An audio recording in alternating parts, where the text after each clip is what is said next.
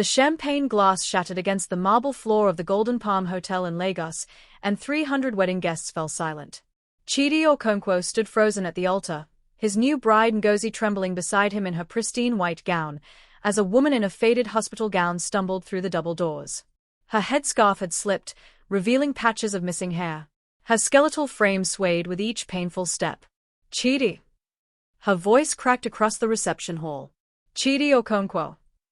The woman who had just ruined Nigeria's most anticipated society wedding was Adanna, Chidi's first wife, the one everyone thought had died 5 years ago. Chidi's mother, Mama Okonkwo, gasped and clutched her chest.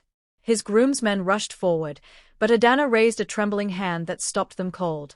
In her other hand, she held a stack of hospital bills and legal documents. You left me, Adanna's voice gained strength, echoing off the gilded walls.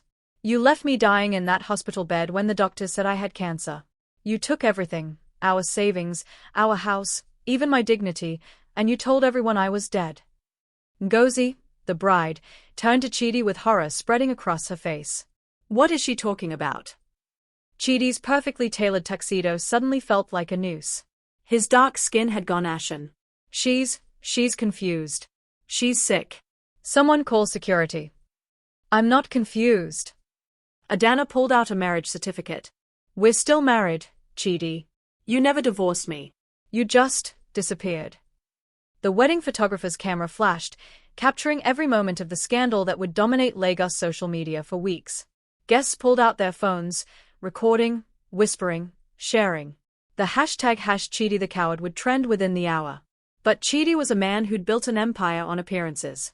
He was a prominent real estate developer, a deacon at Redeemer's Chapel, a man whose face appeared on billboards across Victoria Island. This woman, this ghost from his past, threatened everything. I don't know what game you're playing, Chidi said, his voice hardening. He turned to his groomsmen. Emeka, Tunde, get her out of here. She's clearly mentally unstable. Touch me and I'll scream louder, Adanna warned. She looked at Ngozi, and something like pity crossed her face. He'll do the same to you. When things get hard, when you get sick, when you're no longer useful, he'll throw you away like garbage. Ngozi's hand went to her stomach, a protective gesture. She was 3 months pregnant, though only her family knew. Her father, Chief Okoli, stood from the high table, his face thunderous. Chidi, what is the meaning of this disgrace? Chief Okoli's voice boomed. He hadn't paid for the most expensive wedding of the season to have his daughter humiliated. The hotel manager appeared, wringing his hands. Security guards hovered uncertainly. This wasn't a random intruder, this was a woman with legal documents and a story that had the ring of terrible truth. Adanna swayed, and for a moment it seemed she might collapse. A younger woman rushed forward from the crowd. Chiamaka, Adanna's sister, who'd been sitting quietly in the back, waiting for this moment. My sister is telling the truth, Chiamaka announced, her voice steady and loud. I have medical records, bank statements, and testimony from neighbors. Chidi Okonkwo abandoned Adanna at Lagos General Hospital 5 years ago when she was diagnosed with stage 3 breast cancer. He emptied their joint account, sold their house, and moved to Abuja. He told everyone she died. But she didn't die. She fought. And now she's here to reclaim her life. The crowd erupted. Women gasped. Men muttered. Chidi's mother fainted dramatically, caught by relatives. The pastor who'd just declared Chidi and Ngozi husband and wife stood pale-faced at the altar, Bible still in hand. Ngozi ripped off her veil. You lied to me, she whispered, tears streaming down her face. Everything you told me was a lie. Baby, please, Chidi reached for her, but she recoiled. Don't touch me. Ngozi's voice broke. My father warned me about men like you. I defended you. I fought for you. Chief Okoli stepped between them. This marriage is invalid. Bigamy is a crime in Nigeria. Chidi, you will hear from my lawyers. He turned to his daughter. Ngozi, we're leaving. But Ngozi couldn't move. She stared at Adanna, seeing her own potential future in that wasted frame, those haunted eyes. Did you love him? She asked quietly. Adanna's laugh was bitter. I loved him with everything I had. I worked 2 jobs to help him build his business. When I got sick, I begged him to stay. He looked at me like I was already a corpse and said he couldn't be tied to a dying woman. The words hung in the air like a curse. Chidi finally snapped. You think you can come here and destroy me? I built everything I have. You were weak, always complaining, always needing something. I had to survive. The mask had slipped completely. The guests saw him now, not the charming businessman, not the devoted Christian, but a man capable of breathtaking cruelty. Adanna straightened despite the pain radiating through her body. I'm not here to destroy you, Chidi. I'm here to remind you that what you throw away has a way of coming back. And I'm not dying anymore. She turned to the crowd, her voice ringing clear. 5 years ago, I lay in a hospital bed and prayed for death because the man I loved abandoned me. But God had other plans. I survived. I rebuilt.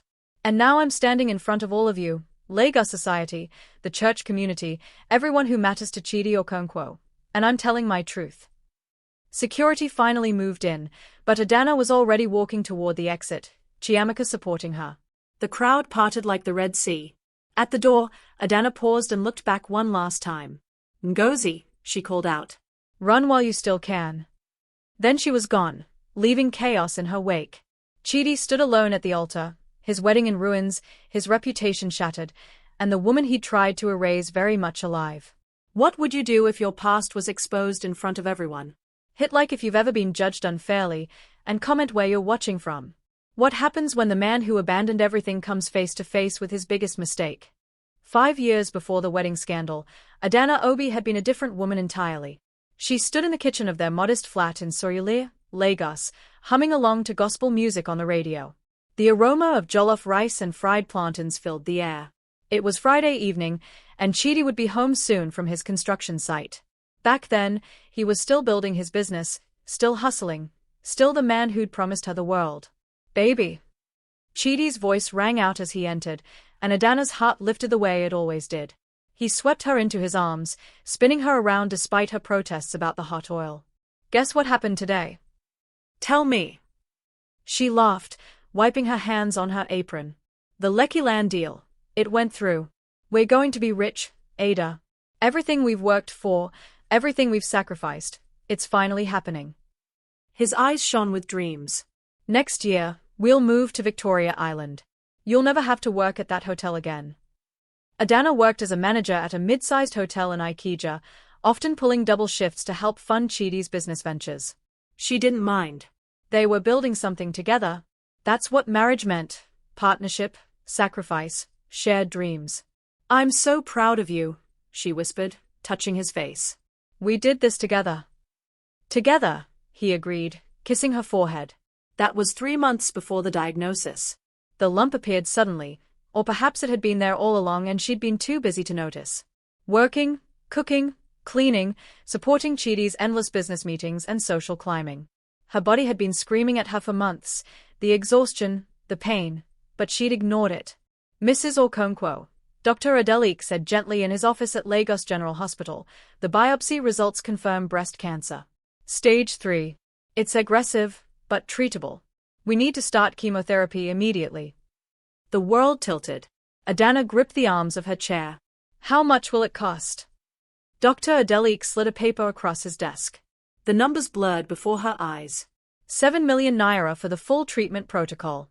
Their entire savings was barely 3 million. Can I have some time to discuss this with my husband? Time is something we don't have much of, Mrs. Okonkwo. But take the weekend. Monday, we need to make decisions. Adanna drove home in a daze, the diagnosis paper burning in her handbag. She found Chidi in their bedroom, getting dressed for a business dinner with potential investors. Chidi, we need to talk. Can it wait? The Johnsons are waiting, and this deal could change everything. He stopped when he saw her face. What's wrong? She told him. Watching his expression change from concern to shock to something else, something that made her blood run cold, was like watching a door close in slow motion. 7 million. His voice was hollow. Ada, we don't have that kind of money. We have savings. My parents can help. Your mother. My mother invested her pension in my business. Your parents are struggling with your brother's school fees. He sat heavily on the bed. This is bad timing. Bad timing. As if cancer consulted calendars. Chidi, I'm scared. He pulled her close, but his body was stiff. We'll figure it out. I promise. But promises were easier to make than keep. The first chemotherapy session cost 800,000 naira. Chidi paid it, but she saw the tension in his jaw. The second session, he claimed business problems delayed his payment. Adanna used her own salary. The third session, he suggested they wait and see if the cheaper local herbs might work. The doctor said I need consistent treatment, Adanna pleaded. She'd lost weight, her hair was thinning, and pain had become her constant companion. Please, Chidi. I'm fighting for my life. And I'm fighting for our future, he snapped. You think money grows on trees? The Lekki deal needs more capital. If I don't invest now, we lose everything. I'm not asking you to choose money over me. Aren't you? His eyes were cold now, so different from the warm gaze that had loved her. Everything I've worked for, you want me to throw it away on treatment that might not even work. The words stabbed deeper than any needle. Might not work. The doctor said stage 3, Ada. That means it's spread. What if we spend everything and you die anyway? Where does that leave me? Silence crashed between them like broken glass. Where does that leave you? Adanna repeated slowly. Your wife is dying, and you're worried about where it leaves you. I didn't mean, but he did. She could see it in his face. He'd already done the calculation. Wife with cancer versus business opportunity. He'd already chosen. That night, Chidi didn't come home. Or the next. When he finally appeared 3 days later, it was to pack a bag. I need space, he said, not meeting her eyes. This is too much pressure. I can't think straight. Chidi, please. Don't leave me. Not now. I'm not leaving. I just need time to figure things out. But he was leaving. She knew it in her bones the same way she'd known about the cancer before the diagnosis. You don't need a doctor to tell you when something inside you is dying. He kissed her forehead, a gesture that felt like goodbye, and walked out. That was the last time she saw him for 6 weeks. During that time, Adanna discovered he'd emptied their joint account. The house sale he'd mentioned discussing had already gone through. He'd transferred ownership of everything they'd built together into his name only. When the hospital called saying her treatment had stopped due to non-payment, she tried reaching him. His phone was disconnected. His office said he'd relocated to Abuja. His mother, Mama Okonkwo, told her coldly that Chidi needed a wife who could help him climb, not drag him down. Adanna lay in that hospital bed, bald from chemotherapy, broke, and abandoned, watching nurses walk past because she couldn't pay for care. Other patients whispered. Her roommate's family brought food, but Adanna had no one. That's when her sister Chiamaka found her. Ada. Chiamaka burst into tears at the sight of her. What has he done to you? He left, Adanna whispered. He just left. Chiamaka, a struggling teacher earning barely enough for herself, took on extra jobs. She sold her jewelry, borrowed from friends, and kept Adanna's treatment going. But it was sporadic, incomplete. The cancer spread. You need to fight, Chiamaka urged, holding her skeletal hand. You need to live long enough to make him pay for this. But Adanna had no fight left. Until one day, a medical missionary program came to Lagos General. American and Nigerian doctors offering free advanced treatment to cancer patients. Dr. Patricia Nwosu, a Nigerian-American oncologist, took one look at Adanna's case and transferred her immediately. You're not dying on my watch, Dr. Nwosu declared. The treatment was brutal. Surgery, radiation, experimental drugs. Adanna wanted to give up 100 times. But Dr. Nwosu and Chiamaka wouldn't let her. Living is the best revenge, Chiamaka whispered during the worst nights. Slowly, impossibly, Adanna began to heal. Her hair grew back. Her strength returned. And with it came something new, a burning determination not just to survive, but to reclaim everything stolen from her. Including her dignity. The man who was supposed to love her in sickness and health had vanished at the first sign of trouble. But what Chidi didn't know was that Adanna was about to become his biggest nightmare. What do you think happens next? Comment below. The video went viral within hours. Adanna watched from Chiamaka's small flat in Yaba as her confrontation with Chidi spread across Nigerian Twitter, Instagram, Facebook, and WhatsApp groups. #Chidi the coward. #abandoned wife. #Lagos wedding scandal. The footage captured everything. Her gaunt appearance, Chidi's cruel words, Ngozi's devastation. You're trending #1 in Nigeria, Chiamaka announced, scrolling through her phone. People are calling you a hero. They are demanding Chidi be arrested for bigamy and abandonment. But Adanna felt no triumph. She felt exhausted. The confrontation had taken everything from her. She'd collapsed the moment they got home, her body reminding her that remission didn't mean cured. I didn't do this to be a hero, Adanna said quietly. I did it because he needed to face what he'd done. Because that girl, Ngozi, deserved to know who she was marrying. Well, now the whole country knows. Chiamaka showed her the screen. News outlets were calling. Radio stations wanted interviews. Women's rights organizations were reaching out. Ada, this could be your platform. You could help other abandoned wives. I can barely help myself, Kai. A knock on the door interrupted them. Chiamaka opened it to find a well-dressed woman with a briefcase. I'm Barrister Funmi Adeyemi, she said. I represent women's rights in marital abandonment cases. I'd like to offer my services free of charge. Within a week, Adanna had legal representation, medical advocacy, and a groundswell of public support. But she also had enemies. Chidi's family launched a counterattack. Mama Okonkwo appeared on a radio program, weeping dramatically. My son is a good man. This woman is trying to destroy him with lies. She was a bad wife, always sick, always complaining. What was my Chidi supposed to do? Throw away his future. The interviewer pushed back. Ma, are you saying it's acceptable to abandon a sick spouse? I'm saying my son had to survive. Is that a crime? The interview sparked outrage, but Chidi's supporters rallied. Men on social media argued that women trapped men with illness, that Chidi had a right to pursue happiness, that Adanna was bitter and vengeful. She probably wasn't even that sick, one blogger wrote. Women fake illness for attention all the time. The comments cut deep. Adanna had Dr. Nwosu release her medical records, with her permission, to prove the cancer had been real, the abandonment documented. Still, the trolls persisted. Then Ngozi did something unexpected. She called a press conference. Standing beside her father, Chief Okoli, she faced cameras with quiet dignity. I want to make something clear, she said. What Chidi Okonkwo did to Adanna was unforgivable. I'm grateful she had the courage to speak up before I made the biggest mistake of my life. She paused. I'm also pregnant with his child. The revelation sent shockwaves through the media.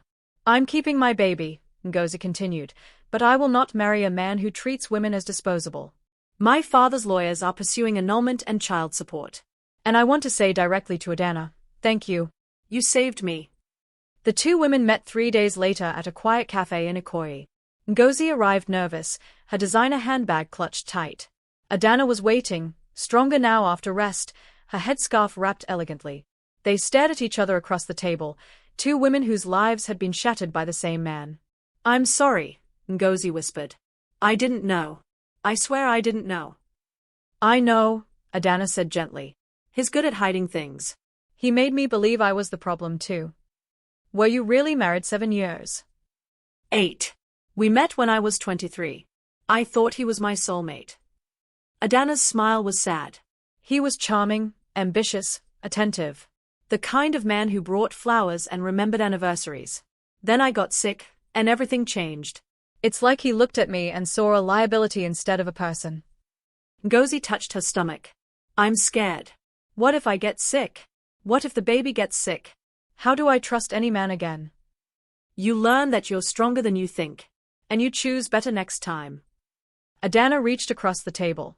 But first, you survive. You heal. You don't let what he did define who you become. How did you do it? How did you survive? Adanna thought of the hospital bed, the loneliness, the despair. My sister, Dr. Nwosu. And spite, honestly. I refused to let him win. I refused to die on his terms. They talked for 2 hours, about love, betrayal, motherhood, resilience. When they parted, they weren't friends exactly, but they were allies. Women who'd seen the same monster and lived to tell about it. Meanwhile, Chidi was unraveling. The scandal cost him business contracts. The church removed him from the deacon board. Investors pulled out of deals. His face, once associated with success, now represented cowardice and cruelty. He tried damage control, a public apology scripted by PR professionals. I made mistakes, he read stiffly to cameras. I was young, overwhelmed, and I handled my wife's illness poorly. I'm sorry for the pain I caused.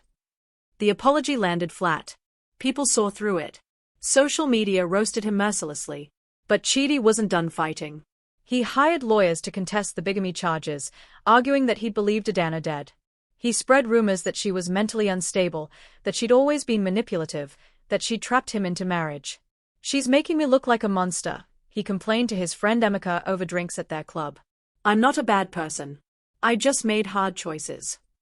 Hard choices? Emeka raised an eyebrow. "Bro, you abandoned your wife in a cancer ward." "She was dying anyway." "What was I supposed to do? Go broke trying to save her?" "Love her? Support her? Honor your vows." Emeka shook his head. "Maybe you are the monster she says you are." Their friendship ended that night.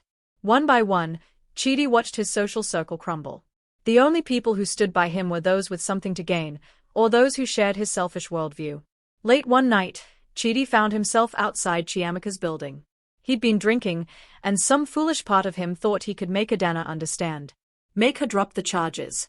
Make this nightmare end. He buzzed her flat. Chiamaka answered the intercom. "What do you want?" "I need to talk to Ada." "You've said enough, Chidi. Go away before I call the police." "Please. I just want 5 minutes. I need her to understand." The line went dead. Chidi stood there in the dark, a man who'd built everything on a foundation of selfishness, watching it all collapse. And for the first time, he felt something unfamiliar: regret. But regret without action is just self-pity. And Chidi still had one more betrayal left in him. Don't forget to like, subscribe, and share this story with someone who loves emotional drama. The legal battle is just beginning, but Chidi has a dangerous plan that could destroy everything Adanna has fought for. What do you think happens next? Comment below. Adanna was served with papers 6 weeks after the wedding scandal. Chiamaka found her in the kitchen, frozen, staring at the legal document. "What is it?" She grabbed the papers and her face went pale. "He's suing you?" "For defamation." Chidi's lawsuit claimed 10 million naira in damages. He alleged that Adanna had deliberately ruined his wedding, destroyed his reputation with false accusations, and caused him emotional distress. His lawyers argued that their marriage had been dissolved through abandonment, that he'd had every right to remarry, and that Adanna's public confrontation was nothing more than a calculated attack. "This is insane," Chiamaka breathed. "He's the one who abandoned you." Barrister Funmi arrived within the hour, her expression grim. "This is a slap suit, strategic lawsuit against public participation. He's trying to silence you through intimidation and financial pressure." "Will it work?" Adanna asked quietly. "Not if we fight back." "But Ada, this will get ugly. He's going to dig up everything: your medical history, financial records, private moments. He'll try to paint you as an unhinged woman seeking revenge." "Then let him dig. I have nothing to hide." "But everyone has something to hide." Chidi's lawyers found it. Years before her marriage, when Adanna was 19, she'd had a brief relationship with a married man. It had ended badly when she discovered his marital status, but the affair had happened. Chidi's team got the man, Mr. Benson, to testify that Adanna had been manipulative and attention-seeking. "She tried to break up my marriage," Benson lied smoothly in his deposition. "She's the type of woman who destroys men for sport." The tabloids ran with it. Cancer wife's dark past revealed. The narrative shifted subtly. Maybe Adanna wasn't the perfect victim. Maybe she'd trapped Chidi. Maybe she'd always been trouble. Adanna watched her support erode. Some women's groups quietly withdrew their backing. Social media turned vicious. The comment sections filled with victim blaming and slut-shaming. "I was 19, Adanna told Chiamaka, crying. "I didn't know he was married. When I found out, I ended it immediately. Why is that being used against me now?" "Because they need you to be imperfect," Chiamaka said bitterly. "Perfect victims get sympathy. Real women with messy pasts get crucified." But Barrister Funmi wasn't backing down. She filed counterclaims for abandonment, financial abuse, and emotional cruelty. She subpoenaed hospital records, bank statements, and testimony from neighbors who remembered Chidi's sudden disappearance. "We're building a timeline," Funmi explained. "Every transaction, every medical bill, every witness. When we're done, the court will see exactly who Chidi Okonkwo really is." The case was set for hearing in Lagos High Court. Both sides prepared for war. Meanwhile, Ngozi was dealing with her own nightmare.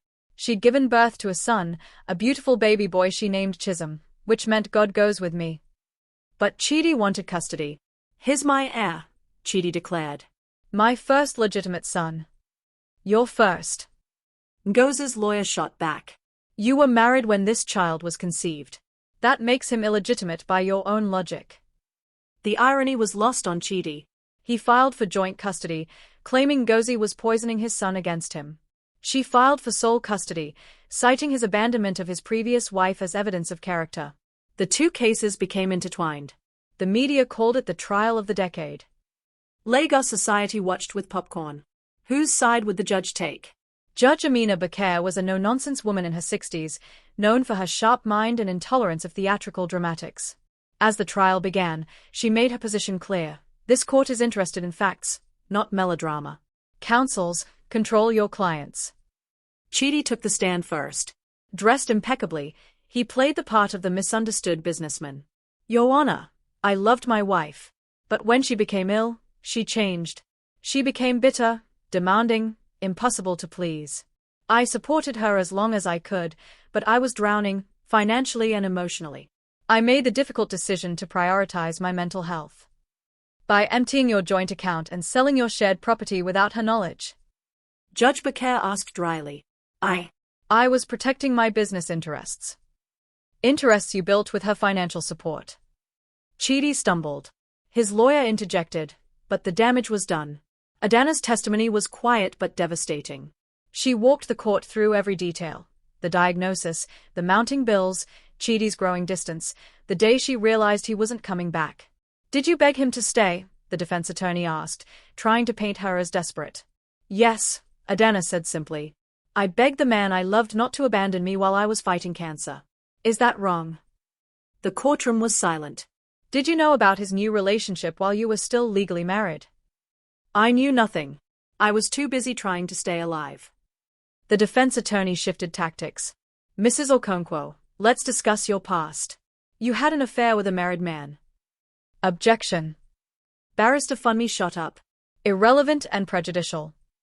Your Honor, it goes to character. Overruled on relevance. The witness's past relationships have no bearing on whether the defendant abandoned her during a medical crisis.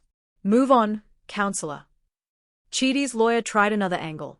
Mrs. Okonkwo, isn't it true you're pursuing this case out of revenge? You disrupted my client's wedding, a sacred ceremony, to humiliate him publicly.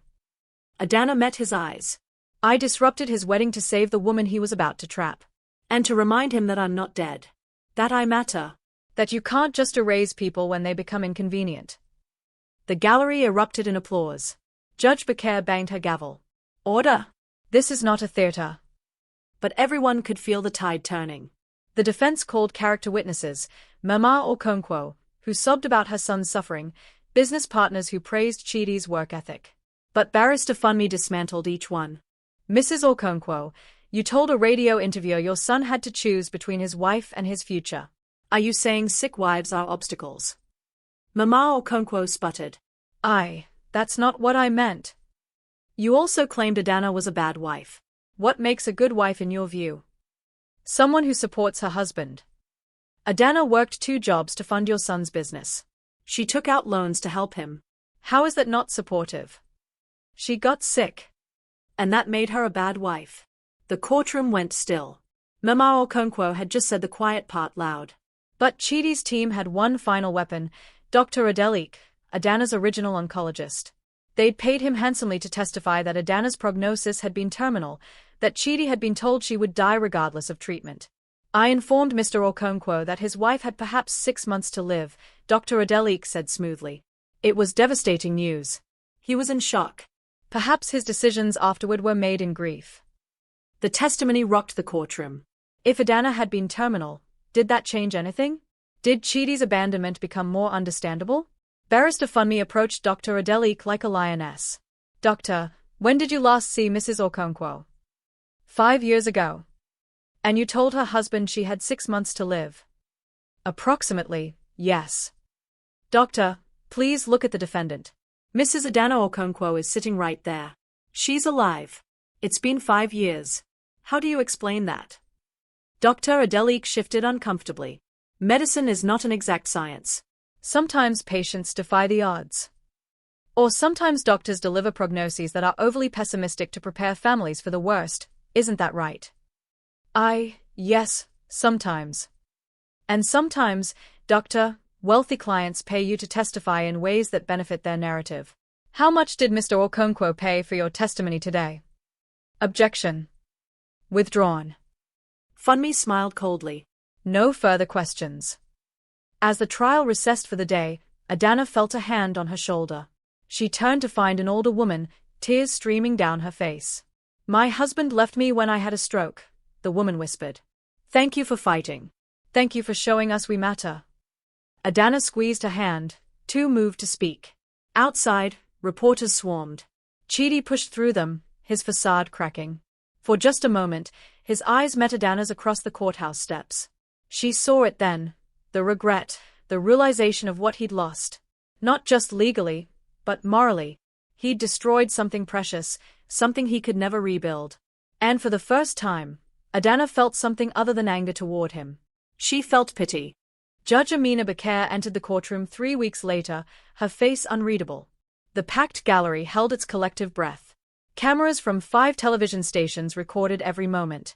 Outside, women's rights activists held vigil, their signs reading "Justice for Adanna" and "Sick Wives Matter."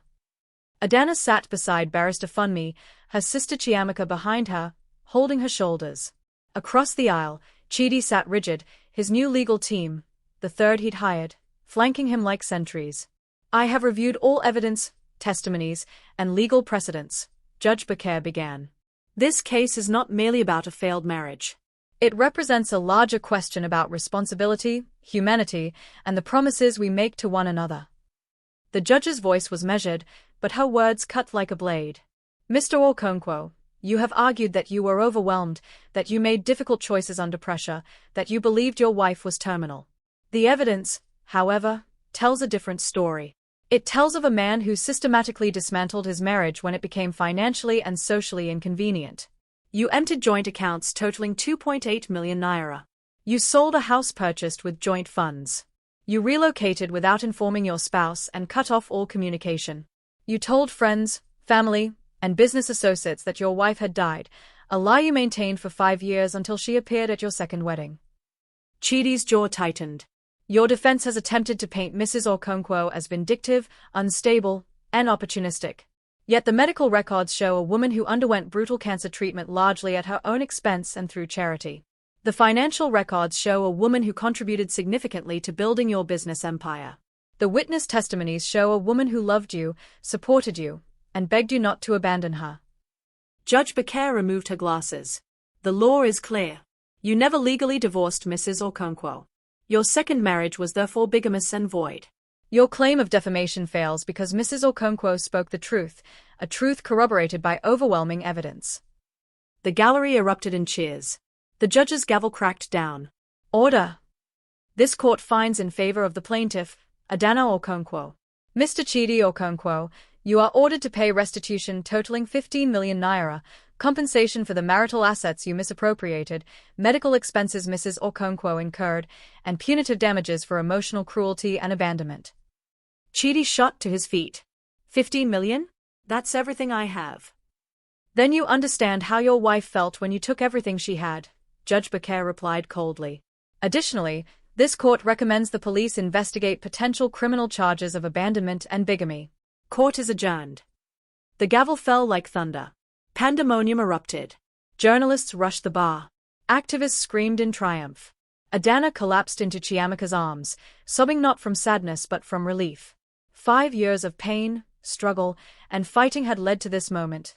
Validation, justice, recognition that her life mattered. Outside, Ngozi was waiting with baby Chisholm. She'd watched the proceedings from the gallery, and now she approached Adanna with tears streaming down her face. Thank you, Ngozi whispered. My custody hearing is next week. This verdict, it changes everything.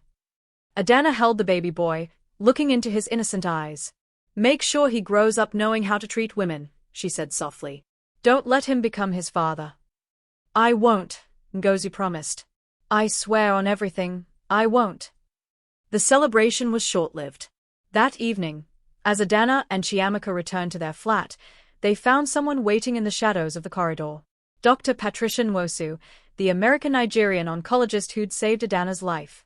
Dr. Nwosu. Adanna was surprised. What are you doing here? The doctor's face was grim. We need to talk. Inside, privately. In the flat, Dr. Nwosu pulled out medical files. Adanna, I've been monitoring your case since you left treatment. Your last scans showed something concerning. The cancer, there are new markers. It might be returning. The room tilted. Chiamaka grabbed Adanna's hand. No, she beat it. She's in remission.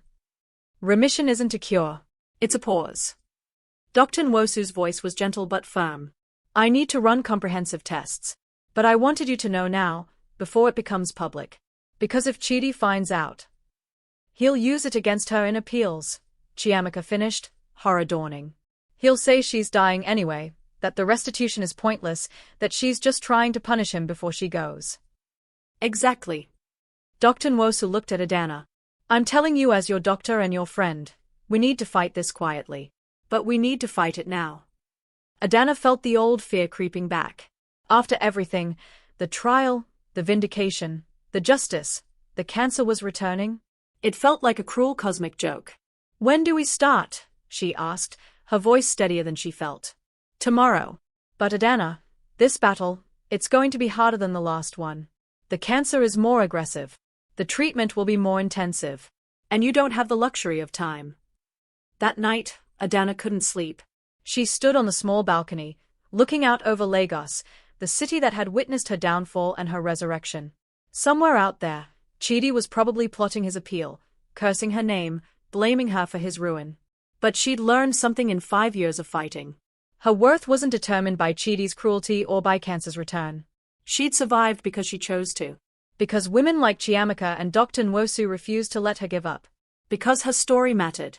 The next morning brought another shock. Barrister Funmi called in a panic. Adanna, there's a problem. A big one. Chidi filed for bankruptcy last night. He's claiming he has no assets to pay the restitution. He's transferred everything, his properties, his businesses, to his mother's name. Legally, we can't touch them. He can't do that. Chiamaka exploded. He already did. And his lawyers are good. They've been planning this move for weeks, waiting for the verdict.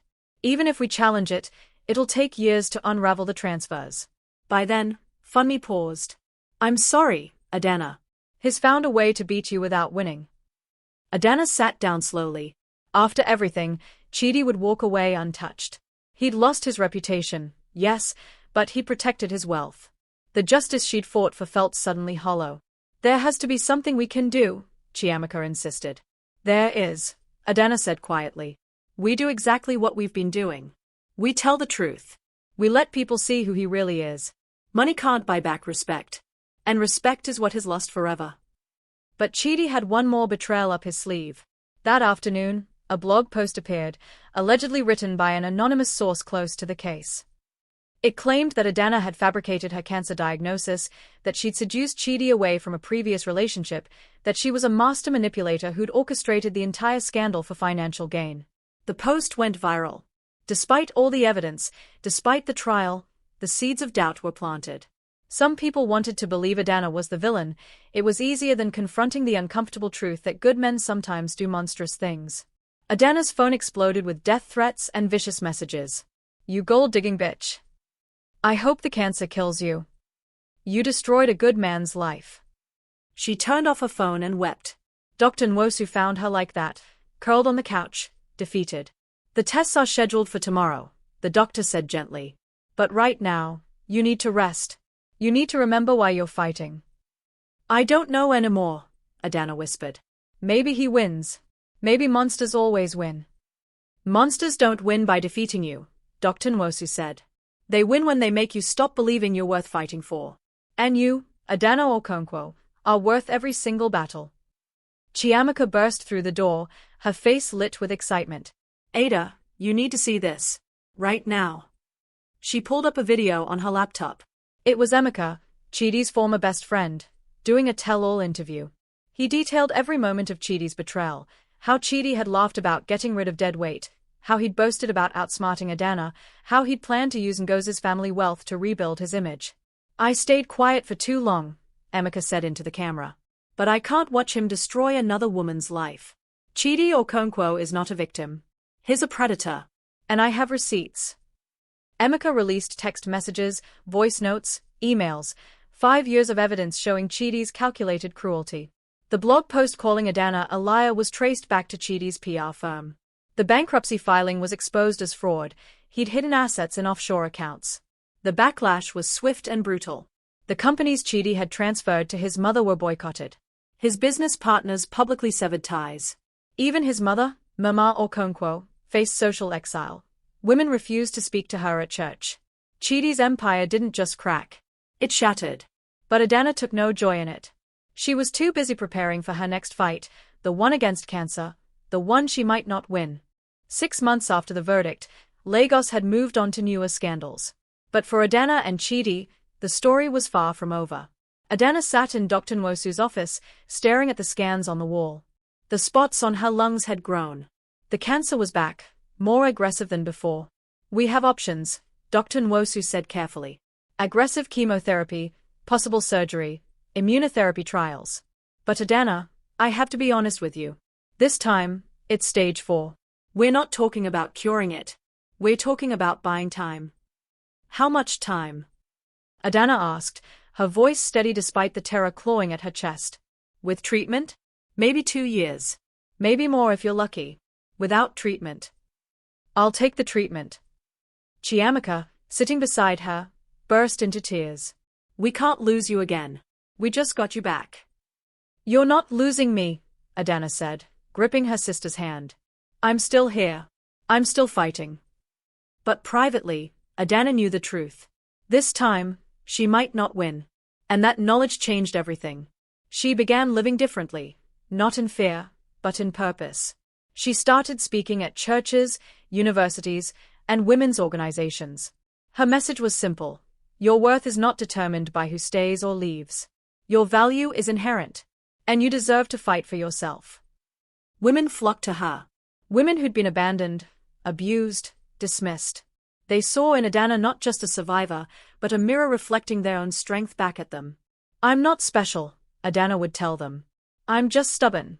And sometimes, stubbornness is the same as courage." One evening, after a speaking engagement in Abuja, Adanna returned to her hotel room to find Ngozi waiting in the lobby with Chisholm, now a chubby 6-month-old. "I heard you were in town," Ngozi said. "I wanted you to see him.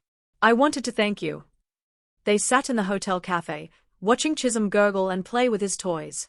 "I won full custody," Ngozi shared. "Chidi didn't even fight. I think he's given up on everything."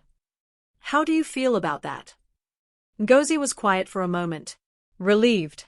Sad. Angry. "I loved him once, or I thought I did. Now I look at Chisholm and I think, what if Chidi had been his role model? What kind of man would my son become?" "A good man, because you're raising him," Adanna said. "You're already breaking the cycle." "I want Chisholm to know your story," Ngozi said suddenly. "When he's older, when he asks about his father, I want him to know what real strength looks like. I want him to know about the woman who saved his mother." Adanna's eyes filled with tears. "I'd be honored." They talked late into the night, about motherhood, healing, the futures they were building. When they parted, Adanna felt something she hadn't felt in years, hope. Not for her own survival necessarily, but for the next generation. For boys like Chisholm who might learn a different way to love. Meanwhile, Chidi had become a ghost of himself.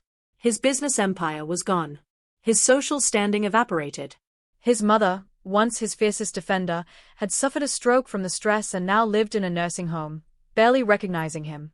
He lived in a small flat in Surulere, ironically, not far from where he and Adanna had started their marriage. He'd tried to rebuild, but no one would work with him. His name was toxic.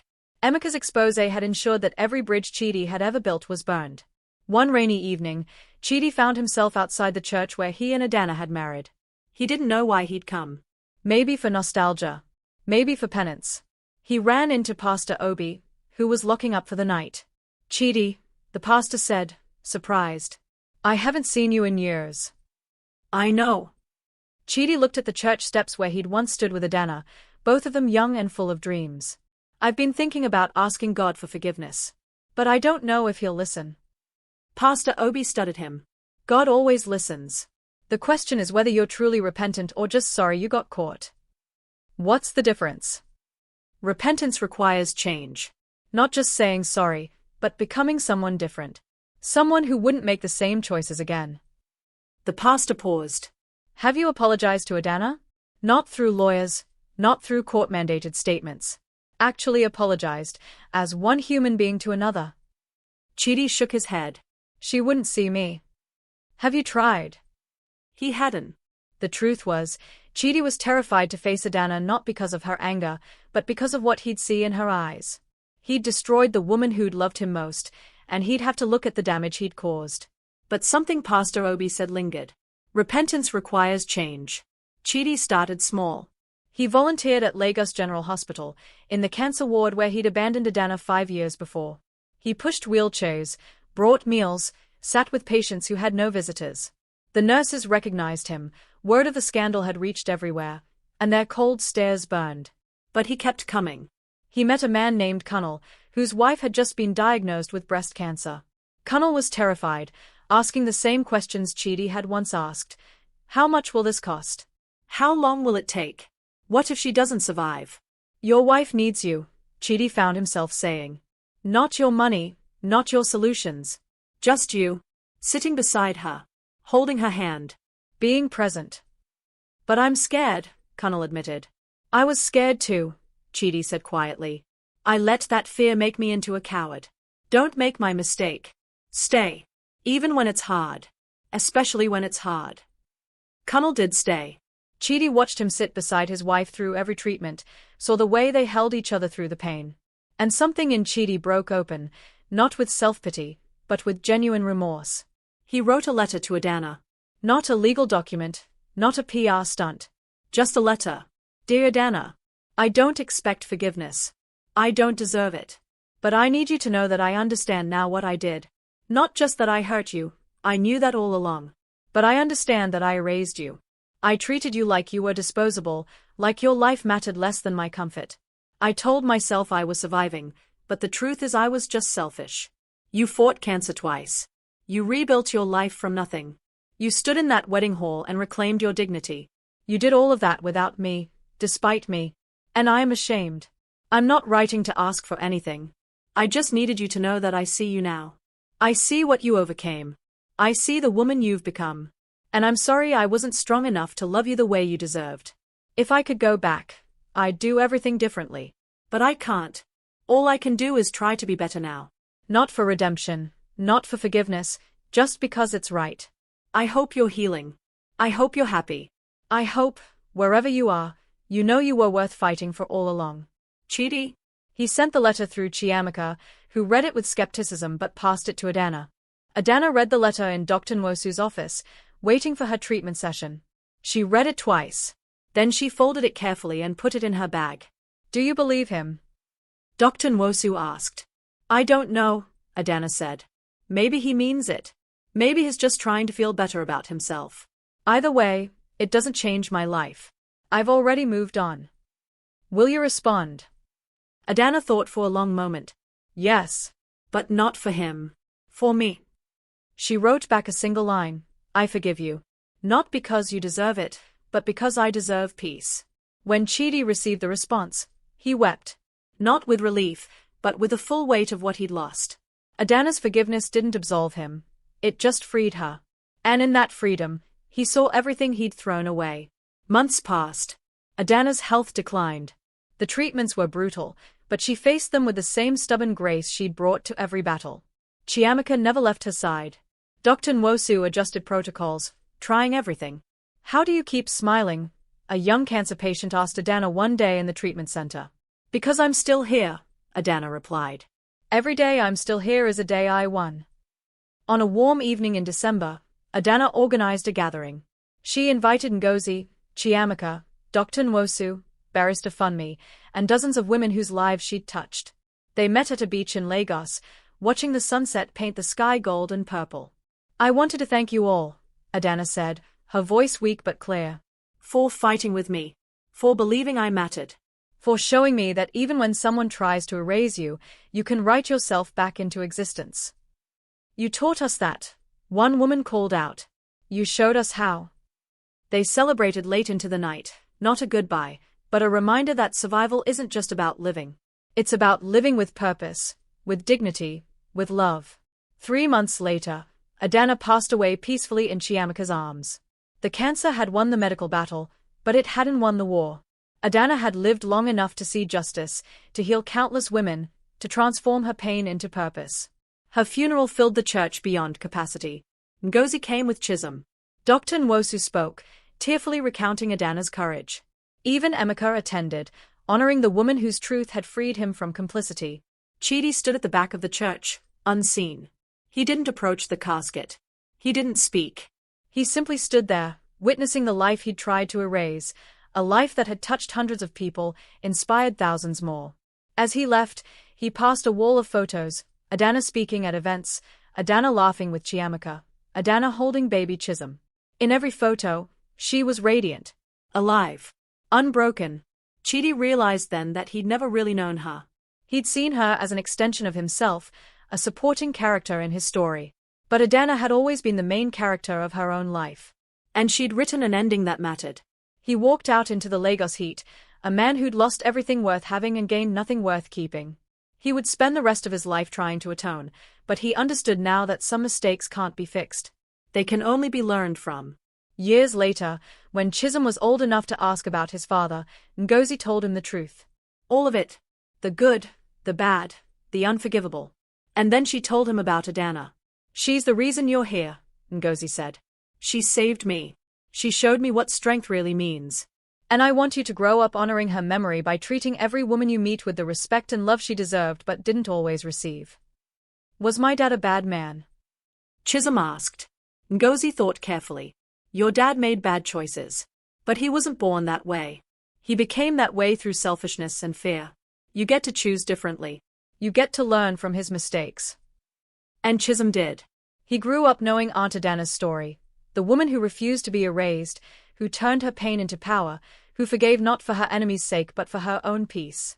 Her legacy lived on, not in wealth or fame, but in the countless women who stood a little taller, fought a little harder, and believed a little more deeply that their lives mattered because Adanna had shown them it was true. And somewhere in Lagos, in a small flat in Surulere, an aging man named Chidi looked at old photos and wondered what his life might have been if he'd chosen love over fear, if he'd stayed instead of running, if he'd been half the person Adanna had always been. But some questions have no answers. Some regrets never fade. And some women are so remarkable that even their absence changes the world. Adanna Okonkwo had been one of those women. And her story would be told for generations, not as a tragedy, but as a triumph. The triumph of a woman who refused to disappear, even when the world tried to erase her. The end. Thank you for watching this powerful story on K-Smart's Mythic Tales. If Adanna's journey moved you, hit that like button and subscribe for more inspiring African folk tales. Share this story with someone who needs to hear it. Comment below, what's the most important lesson you learned from Adanna's life? Remember, you are never too broken to rebuild, never too hurt to heal, and never too lost to find your way home. Until next time, keep believing in the power of resilience.